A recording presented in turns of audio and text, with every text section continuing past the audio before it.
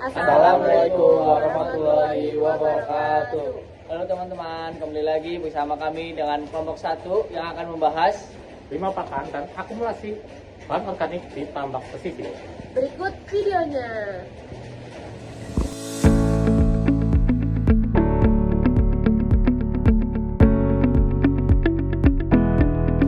Bayangkan, sebuah tambak pesisir yang tampak tenang di permukaan namun menyimpan masalah besar di dalam air. Sisa pakan, kotoran, dan bahan organik yang terus menumpuk dari waktu ke waktu. Seiring meningkatnya produksi budidaya, limbah ini semakin banyak dan mulai mempengaruhi kualitas air, kesehatan organisme, hingga keberlanjutan tambak itu sendiri.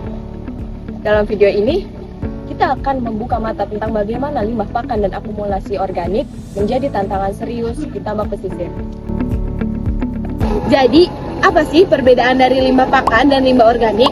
Limbah pakan adalah sisa pakan yang tidak dimakan oleh ikan atau hewan budidaya atau nutrien pakan yang terbuang ke lingkungan selama proses pemberian pakan. Sedangkan limbah organik adalah sisa bahan atau sampah yang dapat didaur ulang dan berasal dari makhluk hidup seperti limbah makanan, limbah kotoran makhluk hidup, ataupun limbah tanaman.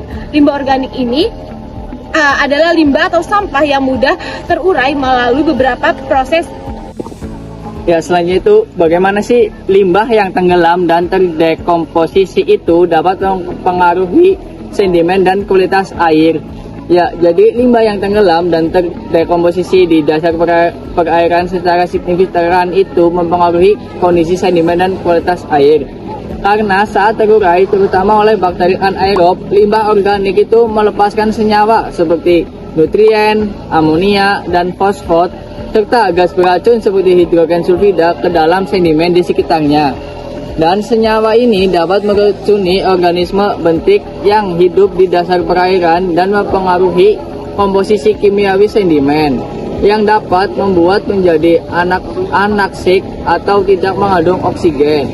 Selain itu, nutrien yang dilepaskan dapat terdifusi dari sedimen ke dalam kolom air di atasnya, yang memicu eutrofikasi yang ditandai dengan ledakan populasi alga dan penurunan kadar oksigen terlarut yang pada akhirnya itu dapat membahayakan kehidupan akuatik.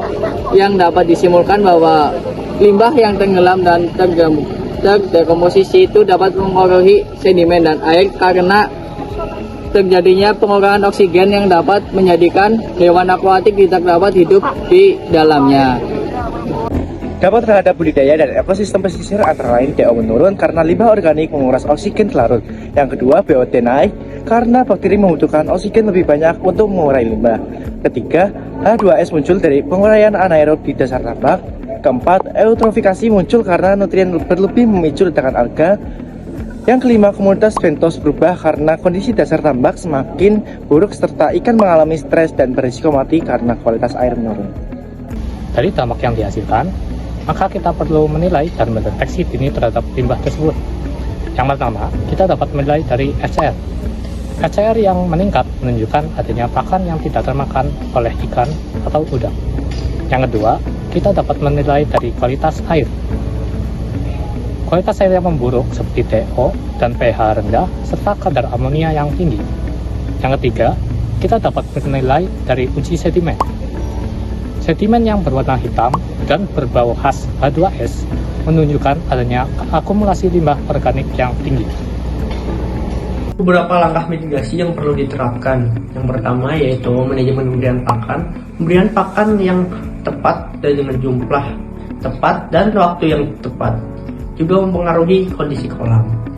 Yang kedua itu ada aerasi. Aerasi ini berfungsi untuk meningkatkan oksigen terlarut sekaligus membantu proses penguraian bahan-bahan organik. Yang ketiga itu ada bioremediasi. Bioremediasi ini menggunakan mikroorganisme yang mampu memecah limbah organik menjadi bentuk yang lebih sederhana. Yang keempat, yang terakhir yaitu monitoring secara berkala.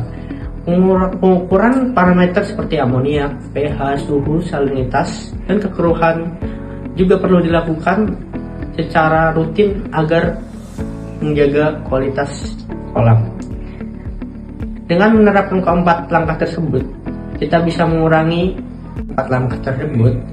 limbah organik dapat ditekan dan produktivitas tambak bisa tetap optimal dengan baik.